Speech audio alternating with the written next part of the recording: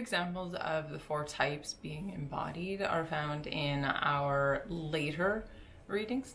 And so if we look at the account in Acts of the pouring out of tongues on the people,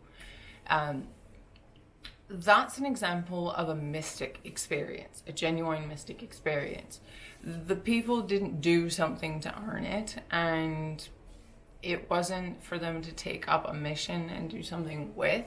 The whole point was for them to do the speaking and allow the messages to be delivered. In the Acts account, we look at the pouring out of the Holy Spirit in tongues. And so tongues is when you speak in one language and it's heard in whatever language the recipient speaks. So essentially the apostles were speaking what they thought was Hebrew or Aramaic, but then people were hearing it pre-translated in Greek, in Latin, in Sumerian, in all of these different languages that the speaker did not speak. So technically in biblical tongues, as it is presented in Acts, one person speaks one thing and hundreds of people can hear it in a different language, pre-translated, essentially. There's this modern movement where you get evangelical congregations and someone starts speaking what sounds like gibberish and they say that it's tongues, but the biblical account of tongues is actually the opposite. You hear it in your own language no matter what language that person was speaking to begin with. And so in the modern version where someone is speaking an indistinguishable language, calling it tongues, and someone else has to tell you what they said, it's not in keeping with that account. I'm not saying it isn't what tongues looks like today, I'm just saying those two don't really match. So with the pouring out of tongues, there are a few things in the story. One, people heard the same words in their own language in their head. And so the translation was happening by the recipient. There wasn't a translator provided. So the men who were doing it thought that they were speaking their own language. They were speaking Hebrew, they were speaking Aramaic. But people were hearing it in Greek, in Latin, in Sumerian, in all of these different languages. And so interpretation was left to the Spirit itself. By the time it reached the people's ears, it had already been interpreted. In that account, there are all of these people who have it immediately interpreted for them or translated for them, probably more accurately. With that, there were all of these different, again, responses to it. You have all these people who do hear it pre-translated and receive it in their own language, and they're baffled at how these apostles speak their own language. Like, I didn't know anyone here spoke this.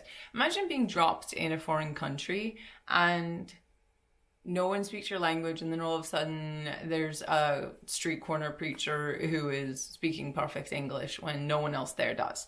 It would be a shocking experience. And you'd be like, this message is just for me, because you actually understand it, when normally you don't understand anything that's going on around you. So that's kind of what it was like. So there are all these other people who were saying that they were drunk and saying it was much too early in the day to be drunk.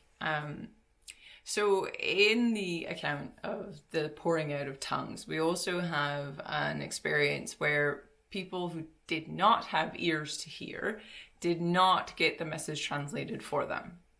Now, you could say that that's because the message wasn't for them. They just weren't meant to hear it. You could also say that it's because they were not receptive to the message, and so they blocked it out. That's their story to tell. We'll leave it at that.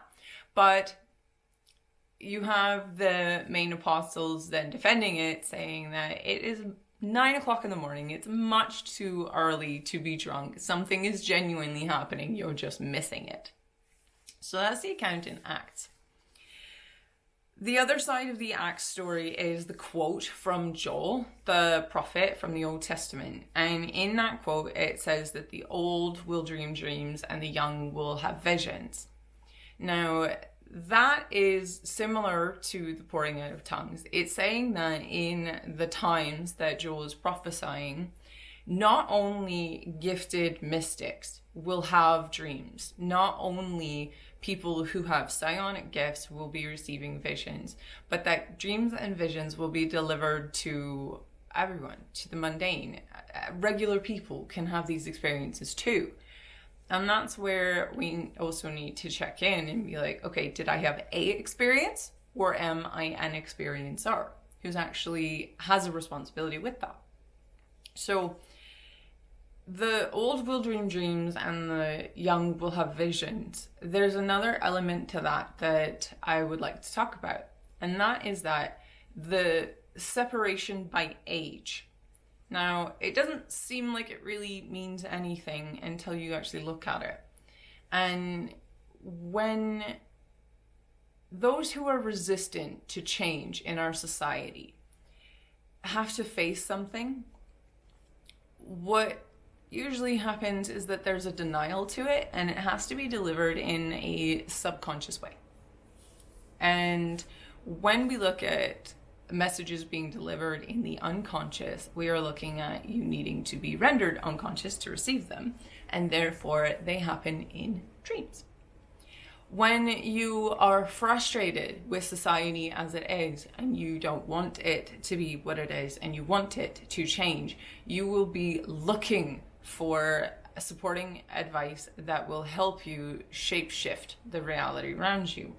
And so you're more susceptible and you're more receptive to visions or dreams that involve a correction or involve information to create that update. So when we look at it that way, the young and the old isn't just about listing things, it's also about a separation by generation. And if you take a look around you and you listen to people talking about what their gifts are, you might recognize a pattern happening these days, where people who are middle-aged or older say that they're getting messages in their dreams, and people who are in their teens and 20s are saying that they are sensitive, they have visions, and those visions are in their waking life and they can never escape them. It's not because everyone has gone heathen necessarily, but I think that that's what that Joel prophecy was talking about, that there is the separation of how the message is being delivered based on the resistance of the individuals, based on the resistance of the generation. It's an indication that things are about to shift, and that the prophecy that Joel was talking about that was recounted in the Acts passage might be coming alive. That's exciting news.